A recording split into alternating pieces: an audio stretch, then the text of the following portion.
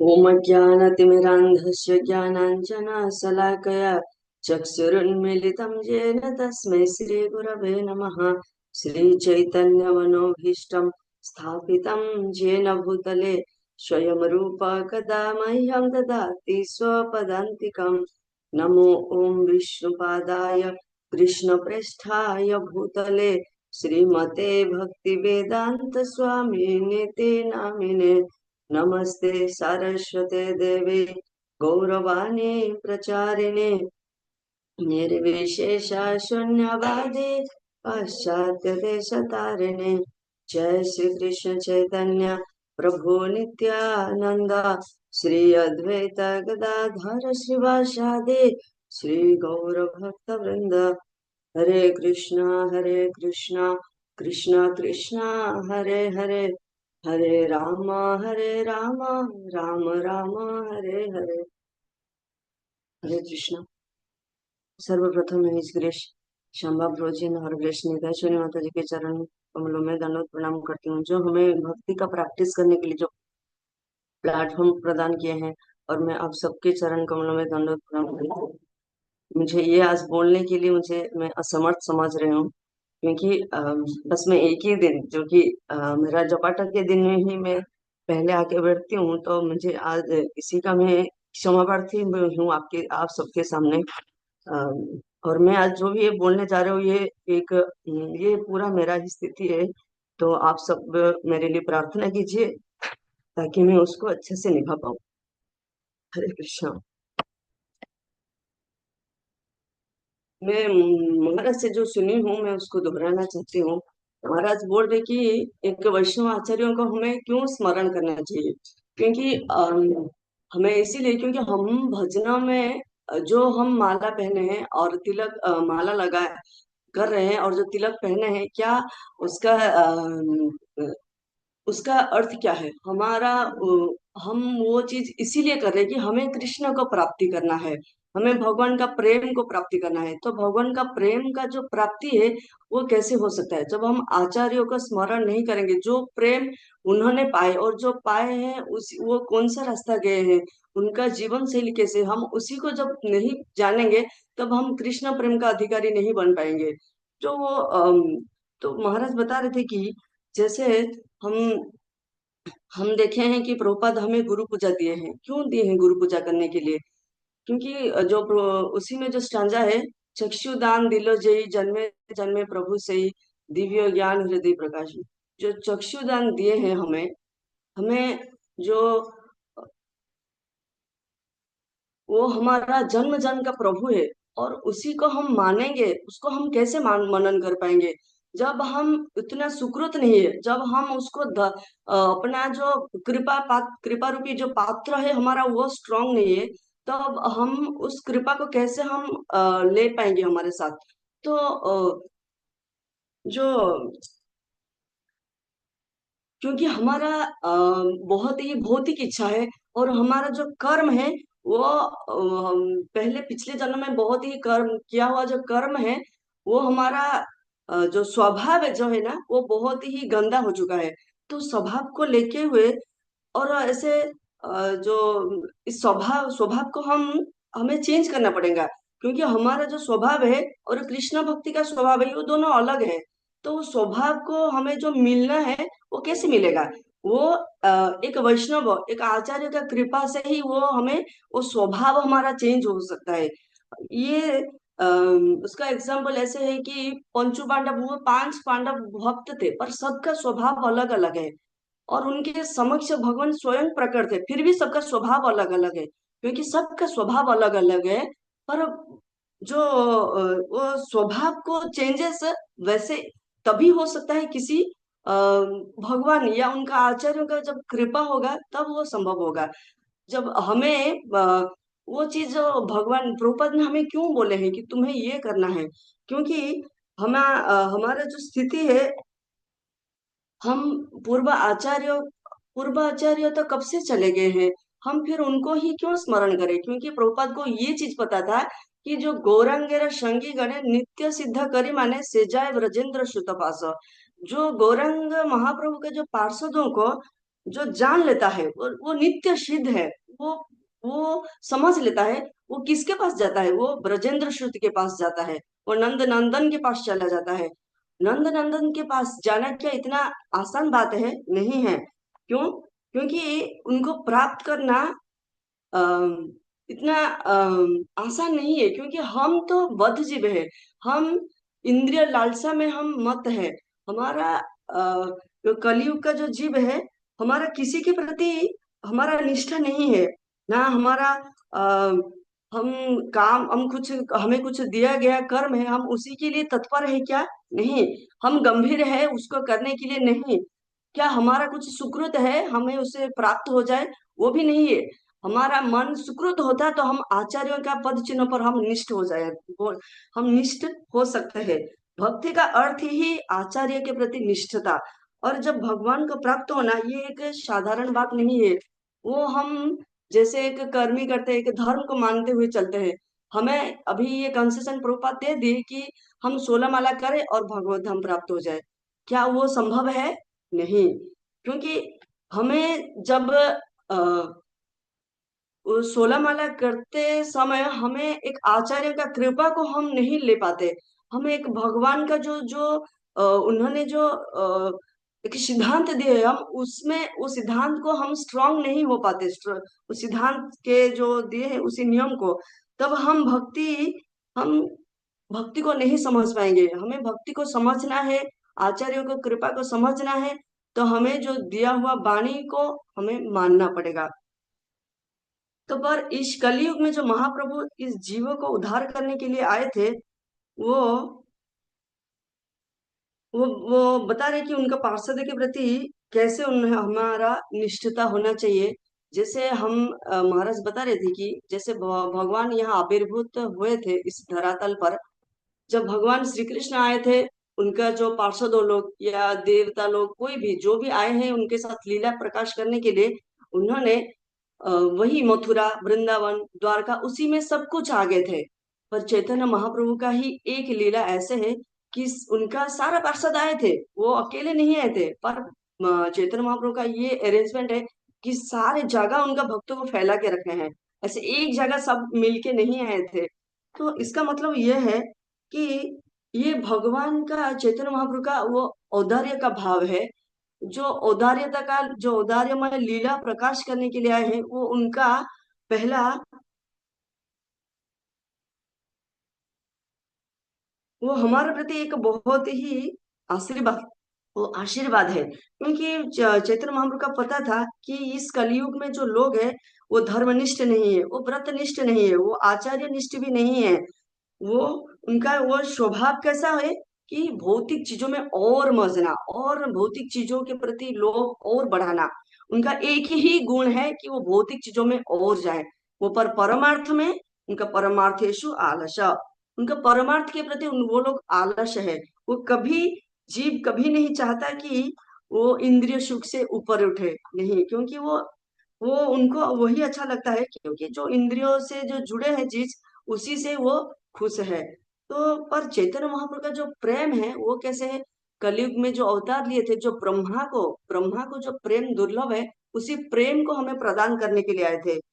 तो हम जैसे वो प्रेम को हमें प्रदान करने के लिए जब चैतन्य महाप्रभु आए थे, इसीलिए चैतन्य महाप्रभु उनका सारे पार्षदों को सारे जगह बिखरे, मतलब सब एक एक जैसे, कि उन्हें पता था कि इस युग में आदमी ऐसे नहीं हो सकता है। जैसे एक चैतन्य चरितमृत में है एक श्लोका, जे जे देशे गंगा हरे नामा विवर्जिता, जे देशे पांडव नाही गेला कदाचित, से सब जीवेर কৃষ্ণ বৎসল করিয়া, মহাভক্ত জন্মায়ে না সবে आज्ञा दिया।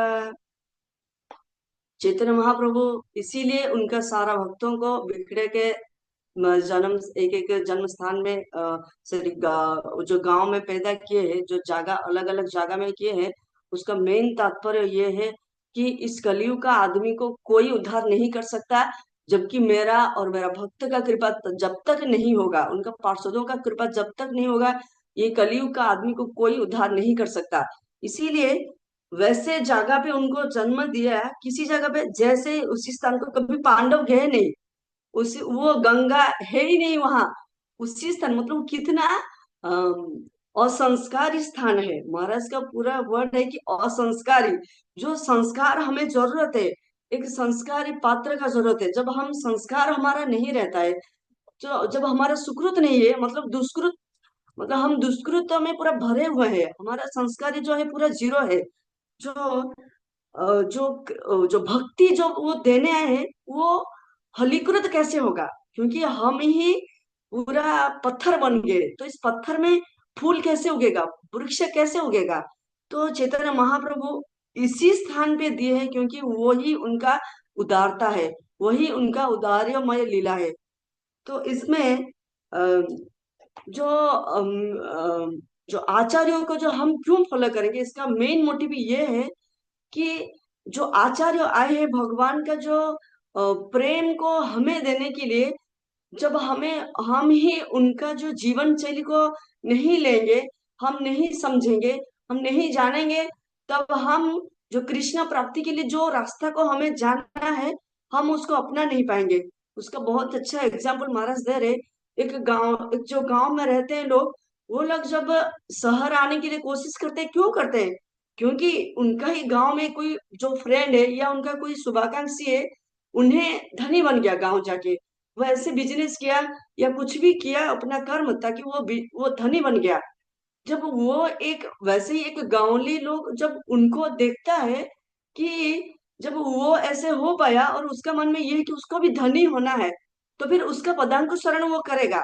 क्योंकि वो देखा था, वो वैसे ऐसे गया, तो मुझे भी ऐसे ऐसे होके मैं जब जाऊंगा, मैं भी धनी बन जाऊंगा। तो जब आचार्य लोग ऐसे गए हैं, जब हम देखेंगे कि वो कैसे धनी है, वो कैसे चिंतामणि रूपक जो स्टोन उन्हें मिल गया, ताकि चिंतामणि कौन है? भगवान। जो भगवान ही मिल गए, तो चिंतामणि स्टोन का कोई काम ही नहीं है उनके पास। तो वैसे साधु को जब हम, आचार्य को जब हम याद करेंगे, तब हमारा मन में कृष्ण के प्रति कुछ प्रेम का जो प्रेम, कृष्ण का जो कृपा, वो कृपा इन द सेंस भक्ति को हम जान पाएंगे। वही भक्ति के कारण ही हम आगे हम जाने के लिए सहायक बनेगा। इसके लिए महाराज एक एग्जाम्पल दे रहे कि प्रभुपाद क्यों इंग्लिश में उनका जो सारा लैंग्वेज को सारा बुक्स को ट्रांसलेट किए, क्योंकि प्रभुपाद को फॉरेन जाना था, जो कि उन्हें वहां कृष्ण का प्रेम देना था। और जो वहाँ उन्हीं के कारण ही आज भक्त जो मंदिर जितना भी बना है, महाराज बोल रहे कि वो सब महाराज प्रभुपाद जो हिप्पियों के ऊपर इतना बिलीव है, उसी के ऊपर उन्होंने इतना सारा मंदिर बनाए। क्यों? क्योंकि हम भारतीयों को ये पता था कि कृष्णा, ये हम सबको पता है पहले से, एटलीस्ट कुछ नहीं तो हमारा घर में फोटोस है, वो देवी है, वो देवता है, वो भगवान है, हमें ये चीज पता है। पर उन लोगों का स्थिति क्या, वो बिल्कुल संस्कारी नहीं थे। जो संस्कारी का जरूरत है वो उन्हीं का परिवेश नहीं था, फिर भी आज वो भक्ति कर रहे और वो अपना सनातन धर्म का आचरण कर रहे। उसका मतलब वो कोई देवता का काम से कुछ कम नहीं कर रहे। इसीलिए प्रोपद का, क्योंकि हमारा जो मनोवृत्ति है हमेशा ठगने के लिए, हमारा ठगने का प्रवृत्ति, सबका वो प्रवृत्ति है। क्योंकि मनुष्य मात्र के वो जो चार क्या है कि प्रवृत्ति है हमारे पास, वो जो चारों में से एक वो हमारा प्रबल है, तो जाकि वो हमारा किसी को ठगने का प्रवृत्ति। पर फॉरनर, वो लोग हिप्पी लोग ऐसे नहीं करते हैं। उनको जो बोला जाता है कर्म करने के लिए, उनको आता है तो हाँ हमें करेंगे, जो नहीं आता है वो उसको नहीं, हमें नहीं आता है, वो साफ साफ। पर हम करना नहीं चाहते, पर अंदर से नहीं है, पर ऊपर से हम, हाँ हम कर देंगे। हमारा मतलब किसी भी चीजों में हम हमेशा चाहते हैं कि हम ठग लेंगे किसी किसी को। तब हम धर्म में भी ऐसे ही ठगना चाहते हैं, इसीलिए हमें वो कृपा नहीं मिलता है। और प्रभुपाद इसीलिए उनके ऊपर पूरा सब कुछ कृपा उन्हीं के ऊपर ही न्योछावर कर दिया। तो उसका मतलब है एक भक्तों का जो कृपा तब आएगा जब हमें जो बोले हैं, क्योंकि हमारा पूर्व सुकृति नहीं है, तो फिर हम भक्ति में कैसे आगे जा पाएंगे। तो इसके लिए प्रभु जी महाराज ये बता रहे कि हम एटलीस्ट अभी जो बोल रहे हैं और जो गुरु और आचार्य की सेवा में हम रहते हुए इसी को हम करेंगे। जो प्रभुपाद जो वो नाम दिए हैं, वो 64 से वो हमें 16 कर दिए, हम उसी को ही ध्यान देते हुए, हम उसी से सरेंडर समर्पण होते हुए हम जब करेंगे, शायद हम बच जाएंगे। तो ये पूरा एक्चुअली वो मेरा ही स्थिति के लिए था। तो आप सब मेरे लिए प्रार्थना कीजिए ताकि मैं उसका सही से समर्पण हो सकूं और मैं नाम कर सकूं। हरे कृष्णा। वाञ्छा कल्पतरुभ्यश्च कृपा सिन्धुभ्य एव च पतितानां पावनेभ्यो वैष्णवेभ्यो नमः। अनंत कोटि वैष्णव की जय। हरे कृष्ण। हरे कृष्णा। दंडवत प्रणाम श्री किशोरी माता जी। दंडवत प्रणाम नवीन माधव प्रभु। दंडवत प्रणाम रेमना बिहारी प्रभु। मेरे समक्ष उपस्थित जितने भी भक्त हैं उन सबके चरणों में कोटि कोटि दंडवत प्रणाम। कोई जाके कृष्ण से कह दो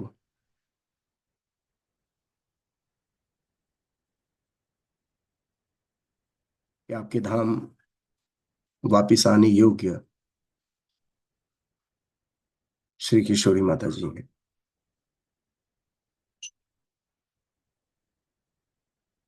कास्ट जब इतना सूख जाता है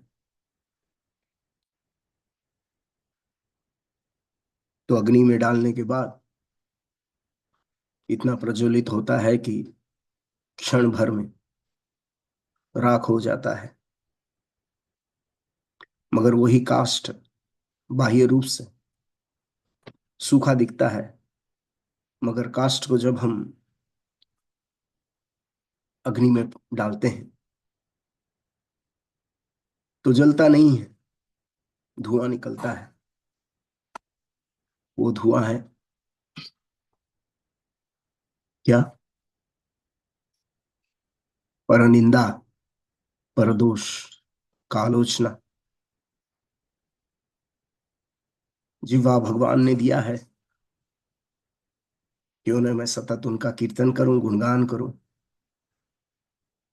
भगवान ने नेत्र दिया है, क्यों न मैं उनका दर्शन करूं।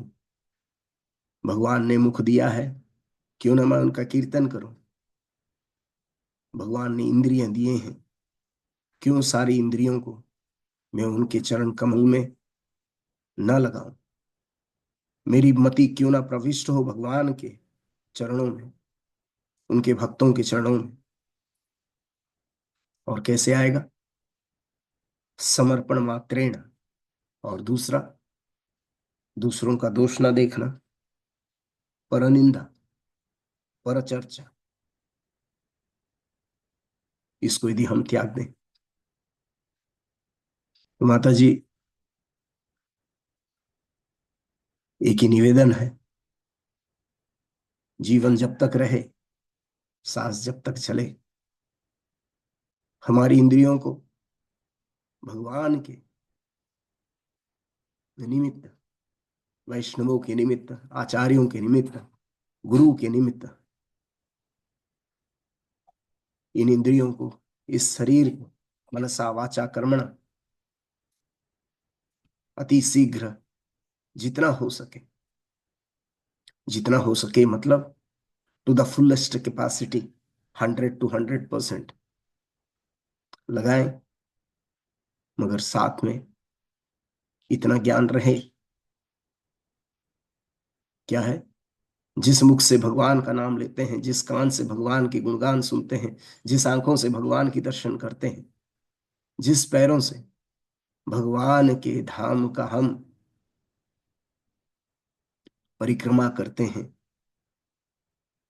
उन इंद्रियों से, उन जो है आंख, कान, नाक, मुख, इससे किसी की निंदा ना हो, किसी वैष्णव की निंदा ना हो। बस उसके बाद देखिए वो काष्ठ जिस तरह जलता है, उस तरह भगवान के धाम में गुरु आपका स्वागत करेंगे। मैं सुन रहा था कितना जो है आपके अंदर, क्या बोलते हैं उसका, जो जैसे रघुनाथ दास गोस्वामी विरह था,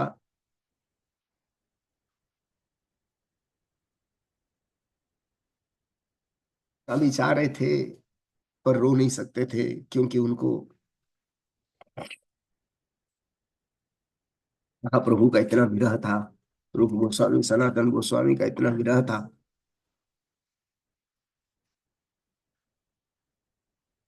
स्वरूप दामोदर का इतना विरह था। मगर क्या करें, इतना विरह होने के बावजूद जो है वो शरीर को त्यागना चाह रहे हैं, पर शरीर को त्याग नहीं सकते। प्रभुपाद चैतन्य चरितामृत में लिखते हैं, one who is deeply in love with Krishna cannot tolerate separation from the Lord. Therefore, such a devotee always desires his own death. मगर भगवान चाहते भी नहीं है कि ऐसा कोई अपने शरीर को त्याग दे। चैतन्य महाप्रभु सनातन गोस्वामी को कहते हैं, वो स्मरण है रघुनाथ दास गोस्वामी को, वो स्मरण रहे हमको, भगवान ने ये शरीर दिया है, ये शरीर जाना है, एक दिन सबको छोड़ के जाना है। कमल दल जल जीवन टलमल इथे की अच्छी परतीतिर पुत्र परिजन, ये जितने भी हैं, धन यौवन पुत्र परिजन, ये सबको छोड़ के जाना है। किसके पास जाना है? जिस भगवान ने ये शरीर दिया है, जिस भगवान ने ये मनसा वच, ये इंद्रियां दिया है। ऋषिकेश, ऋषिकेश सेवक, जो ऋषिकेश ने इंद्रियां दिए हैं, उस ऋषिकेश की सेवा में लगाए। स्त्री का शरीर है माता जी, जानता हूं, नजदीक से देखता हूं। और स्त्रियां जब भगवान की सेवा करती हैं, इतनी तकलीफ परिस्थिति में ही घर को संभालते हुए, प्रभुपाद इसकी हमेशा प्रशंसा करते हैं, आचार्य इसकी हमेशा प्रशंसा करते हैं। स्त्री इतनी सरल होती है, मानते हुए भगवान के सब कुछ सेवा करती हैं। तो इसीलिए भक्तों से निवेदन है, माता जी आपसे खासकर यही निवेदन है कि आपके अंदर जो अग्नि है उसको प्रज्वलित करते रहिए। भगवान से बस यही प्रार्थना, आशा, अपेक्षा यही है कि भगवान बस इस जन्म के बाद और कोई जन्म नहीं होना चाहिए। बाकी तुम्हारी मर्जी है। जैसे रुक्मिणी देवी प्रार्थना करती है, यदि मैं योग्य हूं, आप कृपया मुझे स्वीकार करें, यदि नहीं, मैं योग्य नहीं हूं, तो मैं ऐसे हजारों जन्म ले लेना चाहूंगी भगवान, आपको पाने के लिए। ये हमारा निमित्त जो है ज्ञान होना चाहिए। बाकी भगवान की इच्छा है, वो कब तक हमें टेस्ट करेंगे, कब तक हमें परीक्षण करेंगे। परीक्षण में उत्तीर्ण होना है, और उत्तीर्ण होने के लिए जो भी कार्य हम करें, भगवान को प्रसन्न करने के लिए जो भी हम कार्य करें, हमें करना पड़ेगा। बहुत बहुत धन्यवाद माता जी। आप जब भी जपा टॉक देते हो, खासकर पता नहीं, मुझे बहुत रुलाते हो आप, और मुझे स्मरण रहता है। बहुत बहुत धन्यवाद आपका, आपके प्रभु जी का। हरे कृष्णा। शिल प्रभुपाद की जय।